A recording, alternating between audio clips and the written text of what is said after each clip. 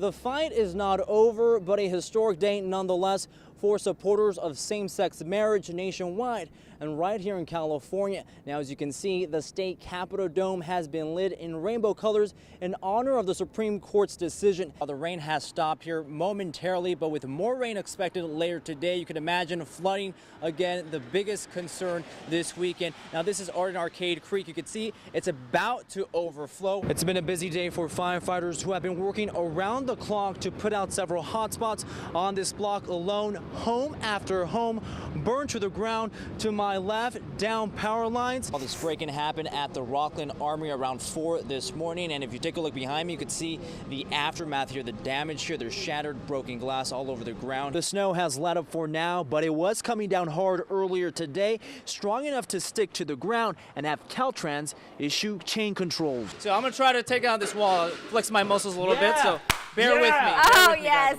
Take it down. We want to see you take it down, All right, Carlos. get to work, buddy. Let's go, Carlos. All right, ready? Show us what you can Do it. All right. Oh, my God. That wall did not have a chance. In order to help UPS deliver all these packages, we're playing the part, so we're going all out this holiday season. Once I had my brown uniform on, it was time to give it a try. UPS! No one home, so we have to play it safe. Make sure to leave it behind this bush so no one sees it. I think we're good to go. Heartbreaking images out of Weed, California. Scenes that appear to be straight out of a horror movie.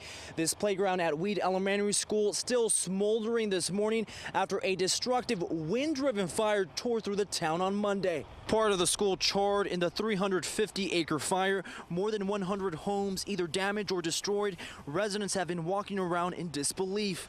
Last night when I went to sleep, I was praying that it was a dream. This resident's home was spared, but her neighbors not as lucky. We told her that she could come stay at our house, that we have plenty of couches and a mattress for her to sleep on. Parts of the town have been leveled, leaving foundations in ruins. The Catholic Church completely burned to the ground. More than 800 fire personnel are on scene, putting out hot spots with more fire crews on the way from Sacramento and Los Angeles. It will be some time before we know how extensive the damage really is here and how much it will cost to repair and rebuild this small-knit community.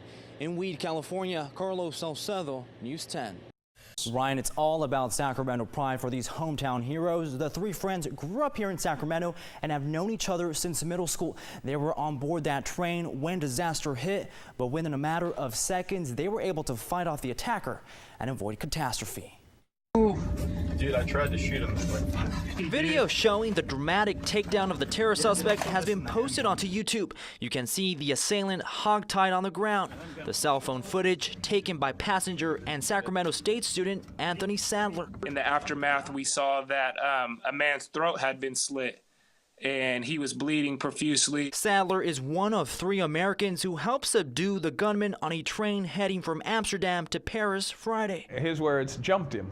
So they pretty much put a whooping on the guy until they were able to disable him. His parents still in disbelief over the attack that could have ended countless lives. There's a parental pride there, but still the dominant feeling past that is great relief that we didn't lose our son yesterday. It was a close call for 23-year-old Spencer Stone. The U.S. airman was the first to charge at the suspect. He was stabbed multiple times, his finger partially severed. Today, he was released from the hospital after surgery. His mom now able to breathe a deep sigh of relief. I really feel like, they had a divine intervention and they were saved because the gun was at his head and tried to shoot twice. That's when Spencer's friend, National Guardsman Alex Scarlatos, wrestled the gun away from the attacker. We were scared for sure, but adrenaline mostly just took over because, I didn't even have time to think. I didn't even realize or fully comprehend what was going on. The heroic actions of all 3 helped prevent a bigger tragedy. Now, it's only a matter of time before they are reunited with their parents. We're hoping to get him on a plane just as quickly as possible and get him back home. And French authorities are still interviewing the hometown hero, so it could be a matter of time before they actually come home. But despite these circumstances, Ryan, I'm told that they're all in good spirits. Patrolling the Modesto roadways is a joint effort for these CHP sergeants. We're like best friends. We have each other's back. We support each other.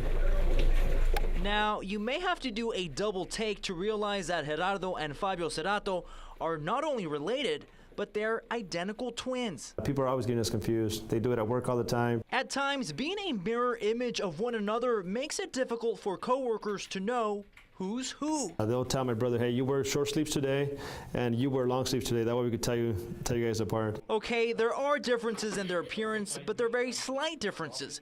Gerardo is the oldest, only by a minute. I'm constantly being reminded, about, I'm an inch shorter, and I'm he's a little thinner.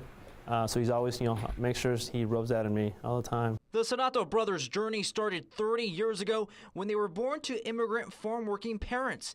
They grew up in South Modesto, a challenging area where drugs and gangs have been real problems. Growing up in that part of town made us choose a profession where we were able to give something back to the community. Their careers meant to bring the twins closer together, actually split them up. After graduating from the CHP Academy in 2006, Gerardo was assigned to Oakland, while Fabio was sent to Los Angeles. 10 years later, their journey has now come full circle. To me and my brother, this was a dream. Earlier this year, the twins managed to get reassigned home to Modesto once again. Fabio and Gerardo now work side by side in this shared office. Any opportunity that we get to go out there and patrol the streets together, we do. Being blood brothers, they stay united with their commitment to serve and protect. Despite the many challenges that come with wearing a badge, they know they'll always have each other's back. It's truly a blessing to be able to work together side by side with your twin brother. The Cerato twins say they hope to continue to live out their dream in their hometown of Modesto. And while having a twin may have its perks in certain situations, when reporting the news, it's a different story. Because now I have to compete with this guy for camera time. I'm the better looking one. Excuse me? In the newsroom, Carlos Saucedo, ABC10 News.